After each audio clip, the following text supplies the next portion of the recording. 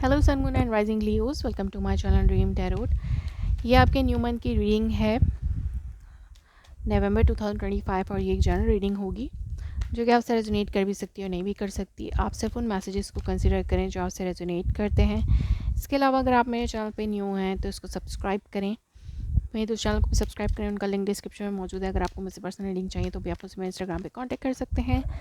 मेरे heavens dream tarot channel को follow करें for live session. So let's start. Month of नवंबर 2025 में क्या मैसेजेस हैं?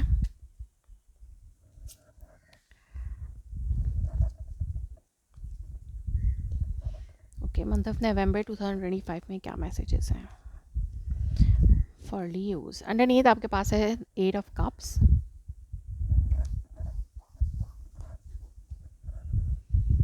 ओके।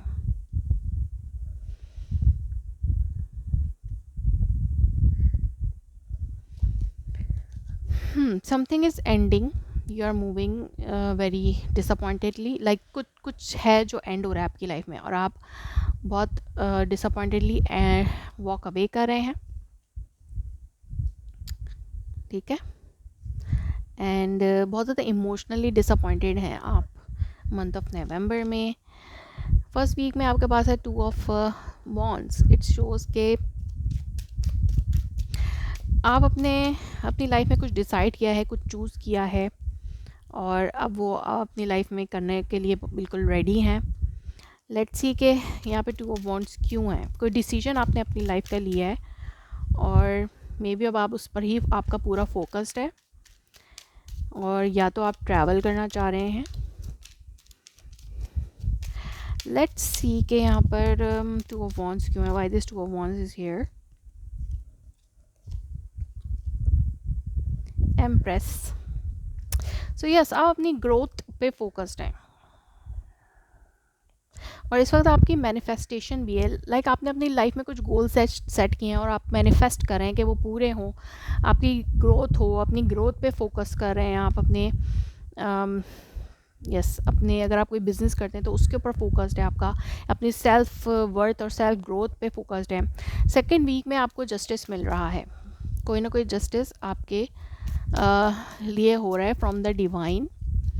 और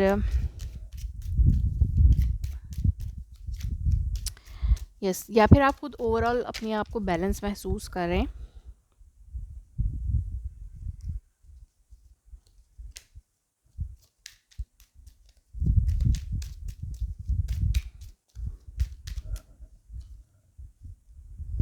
लेट्स सी के यहाँ पे जस्टिस क्यों है, व्हाई दिस जस्टिस हियर। कहीं ना कहीं से आपको जस्टिस ज़रूर मिल रहा है।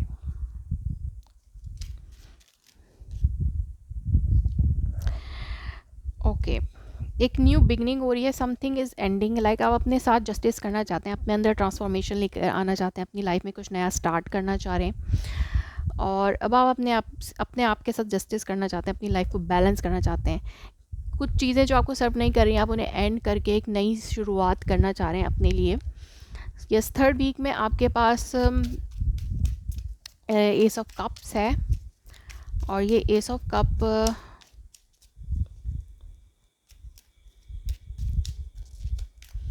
लाइक इमोशनल न्यू बिगनिंग, इसको आप इमोशनल न्यू बिगनिंग कह सकते हैं। एक लव लाइफ में आपके लिए एक इमोशनल बिगनिंग हो रही है और चाहे ये न्यू पर्सन से हो रही है या फिर आपके एग्जिस्टिंग पार्टनर से, it's an emotional new beginning.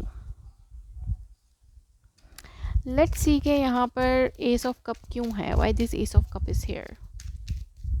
ये कोई आपकी तरफ न्यू ऑफ़र लेके आ रहा है, न्यू लव ऑफ़र आपके पास आ रही है। Why this S of cup is here. Okay, ये एस ऑफ कप जो है ना, ये एम्पर कार्ड 3 दफ़ा आपके इस एस ऑफ कप की क्लैरिफिकेशन के लिए आया है। 8 of cups, 3 of swords and the emperor. So may be आप बहुत ज़्यादा रिस्ट्रिक्टेड रिलेशनशिप में रहे हैं।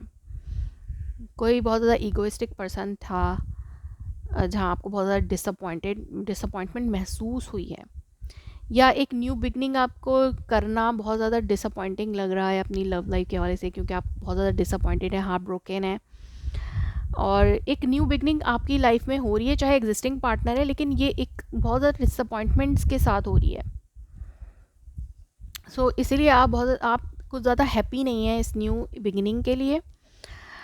फोर्थ वीक में आप बहुत ज़्यादा कंफ्यूज्ड महसूस हो रहे हैं, आप कंफ्यूज्ड हैं कि या तो ये न्यू पर्सन हो सकता है या आपका एग्जिस्टिंग पार्टनर हो सकता है। आप कंफ्यूज्ड हैं कि इस हवाले से आपको क्या डिसीजंस लेने चाहिए।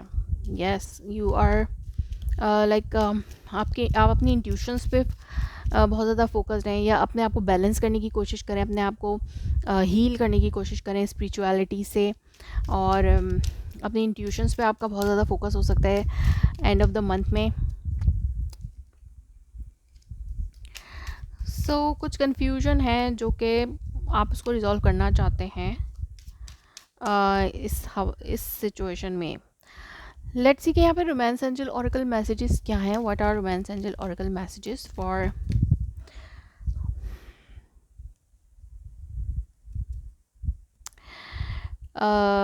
for Leos? Reconciliation, someone from your past is returning to your life. So yes, यहाँ पे आपके लिए reconciliation possible हो रहा है in month of